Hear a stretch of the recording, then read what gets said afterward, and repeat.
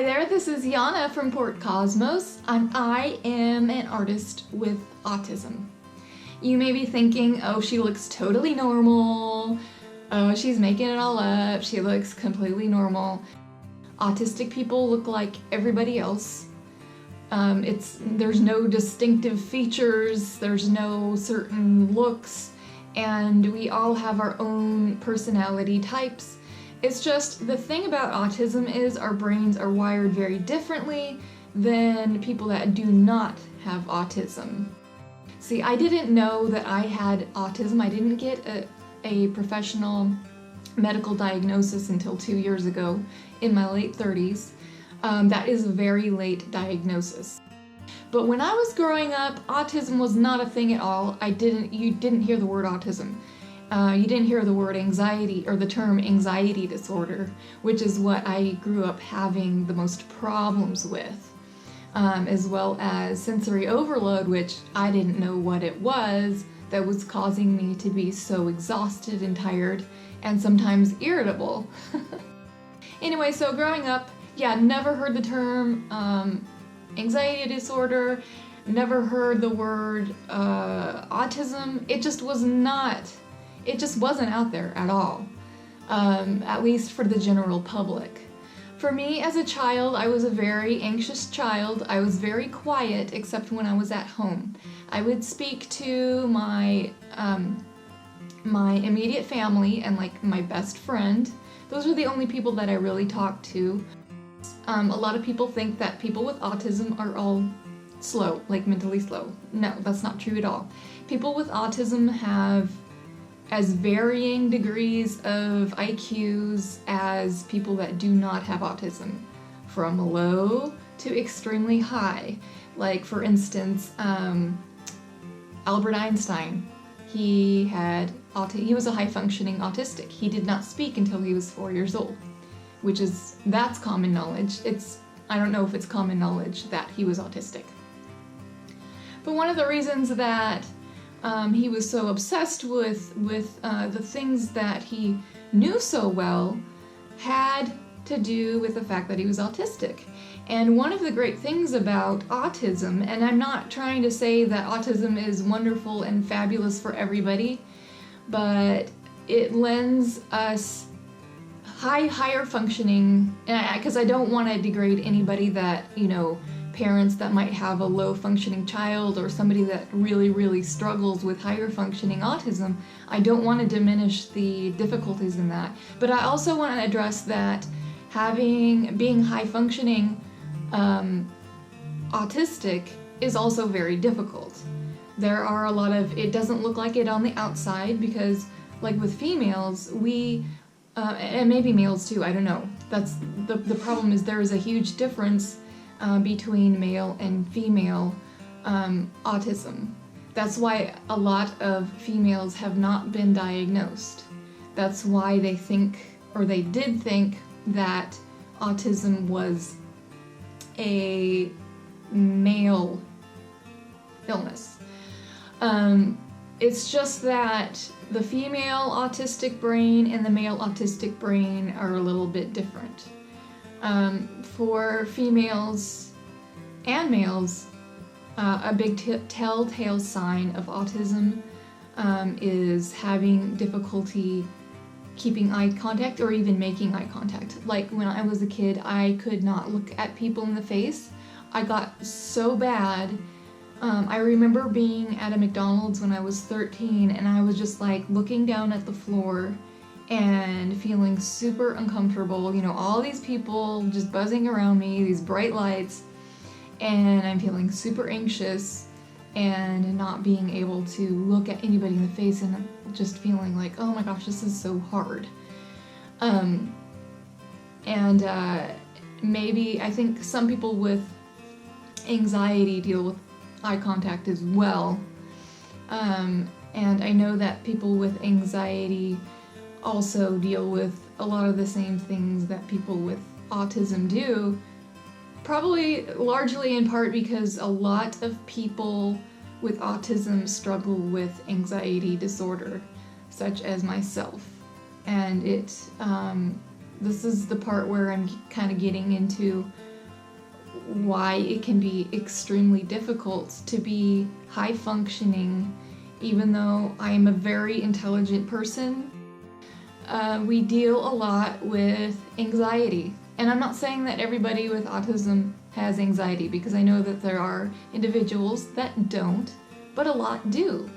And for me, this has been the biggest struggle and the biggest hurdle in my life, has been the anxiety disorder.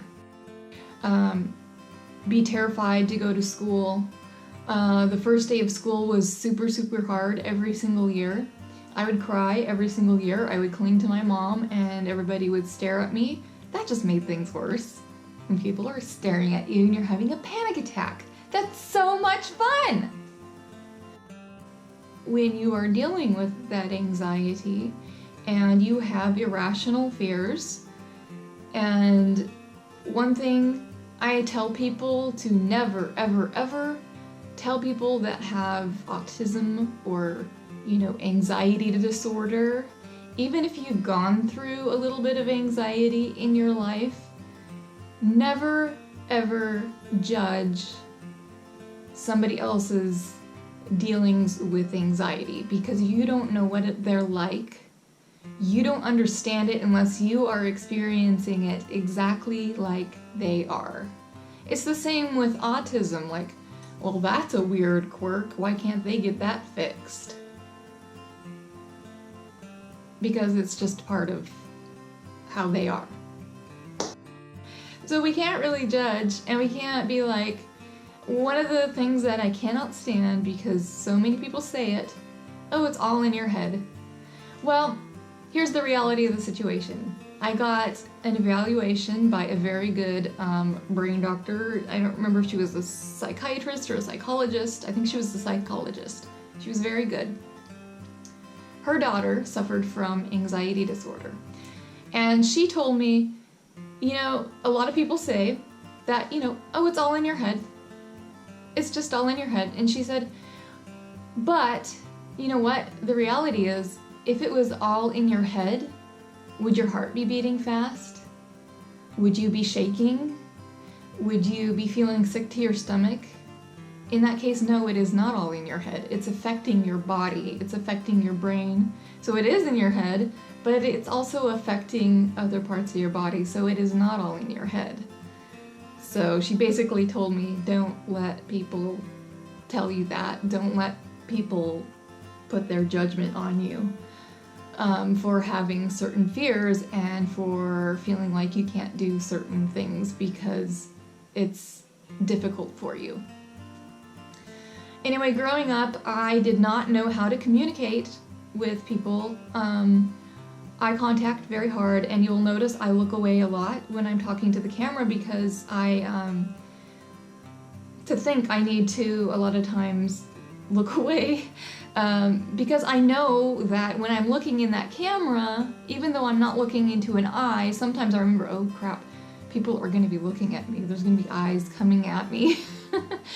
But sometimes, like, especially if I am in an uncomfortable situation, or if I am in a stressful situation, or if I am upset, I have a very hard time looking people in the eye. I can totally hear what they're saying, I can totally talk to them, but I need to look away because I watched a video of a woman who is autistic, and the way she explains it is, don't tell someone with autism to look at them if they are looking away, because that is their comfort space. I need to look away so that I can focus on my thoughts. That's how I work anyway. But yeah, it's very common to have problems with eye contact. I one of my things is I also what one of my autistic friends calls topic jumping, and I'm like, oh yeah, we both do that, so we get each other. Hi Lorena, if you're watching. So like how I mentioned that Albert Einstein was really, really good at physics and math and whatever. What I thought I made up was my like autism superpowers. I called them my superpowers, like my ability to really focus on something and retain a lot of knowledge about something. To at least in my case, and I know a lot of other people that are autistic, we have the ability to hyper focus on a subject. Sometimes it's more than one thing. Sometimes it's just one or two things for someone's entire life, and that's why they can get really good at something. Like it might be something creative, but it might not be something creative. But I do know that there are many very highly creative autistic people, but a lot of us have what I call, and what I guess we call, superpowers. And it's because we have the ability to just really dive into certain things. Like for instance, when I was growing up, I was obsessed with movies and actors. And I could name you certain actors' birthdays, their height, where they were born, how many movies they've been in, and then movies I would be obsessive about. I would know, like, there was a point in my life where, and I was a young adult, where I was purposely trying to watch as many movies as I possibly could because I wanted to just have all that knowledge of films. And unfortunately, I don't have that luxury these days. Yeah, so topic jumping again.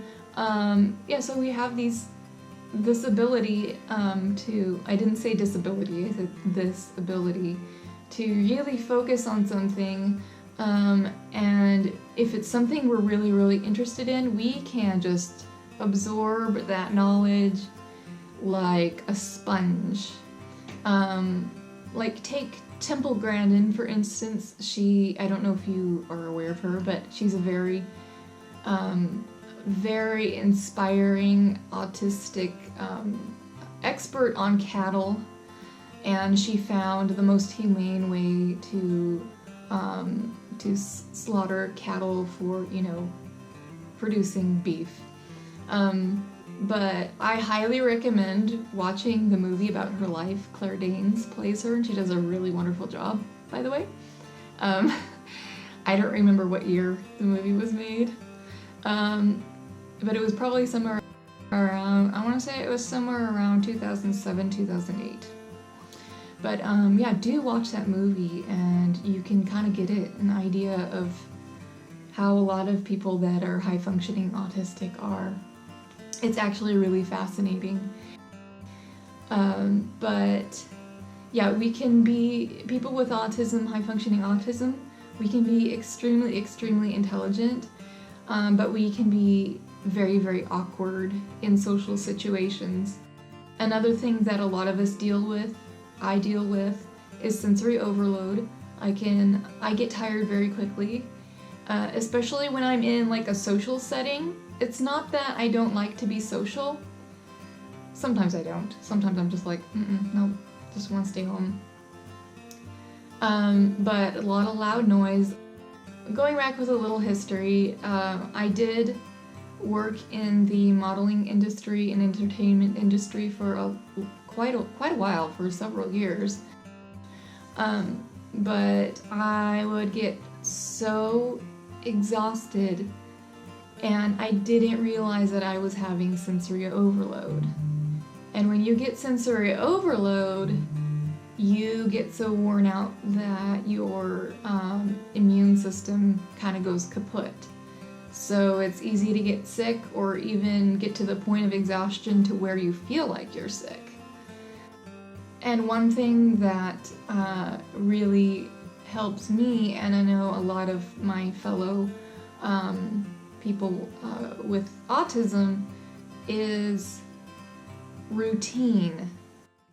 And I know a lot of autistic people are that way. Like, if our routines are interrupted, basically we need to plan things out ahead of time. So if you know anybody that has autism,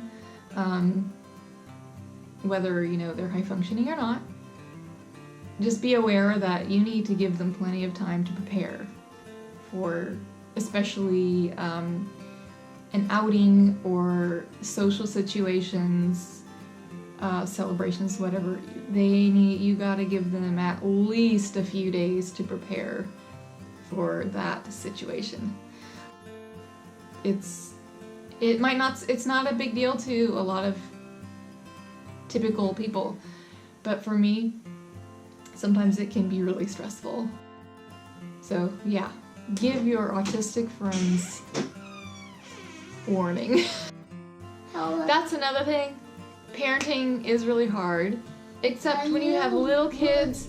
Routines, with little kids are really important too. If you break up their routines, it can be upsetting and it can be kind of crazy, So one of the things that really helps me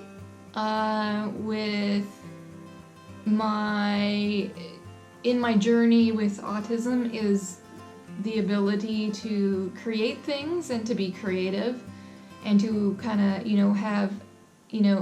be able to set aside at least some time to indulge myself into my creativity. For me, it is my Etsy shop. It's being able to be creative, and it's being able to be productive in creating things that I can sell on my Etsy shop, which also helps me to earn a little extra pocket money. Not a lot yet, but it's really satisfying for me, and I think it's really important that anybody with autism has something like that in their life. I think it's important for everybody, honestly. It's just, I think everybody needs to be able to have an outlet, but I think it's especially important for people with autism because, the world is so crazy. It's stressful. It's even more stressful when you add on things that come along with autism. There are great things that come along with autism, but there are things that are not so great that come along with autism. But it's also comes along with being human. And one thing that kind of upsets me, and I don't mean any disrespect to anybody that wants to totally get rid of their autism or has kids that have autism where it causes a lot of problems or issues or stress for you, but I hear people talking about wanting to find a cure for autism or wanting to be healed of autism. To me, that's upsetting, but I understand that there are people that really don't like their autism. For me, it's just the things that come along, the negative things that come along with autism, because for me there are a lot of positive things, and I think for a lot of other people with autism there are positive things that come along with it. Our brains are just wired differently, and people are talking about finding a cure for autism. Well, I don't think that you're gonna find a cure for autism, because that's almost like trying to find a cure for being human, because no matter what, no matter if you have autism, no matter if you're neurotypical, which is what autistic people call, there was a hair, call people that don't have autism, that are just, have a quote-unquote normal brain.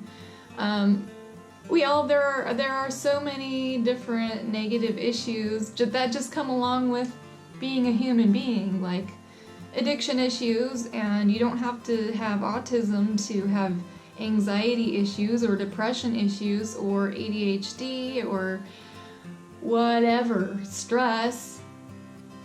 You can't, find a cure for being human. I think it's just part of being a certain type of human, and that's what I think. And I hope this video has been informative for you. Sorry, I stumble on my words a lot. Sometimes I slur my words too, and it sounds like I've been drinking, but I don't even drink alcohol, so trust me, if I'm talking and I sound like I'm slurring my words, it's just the way I talk.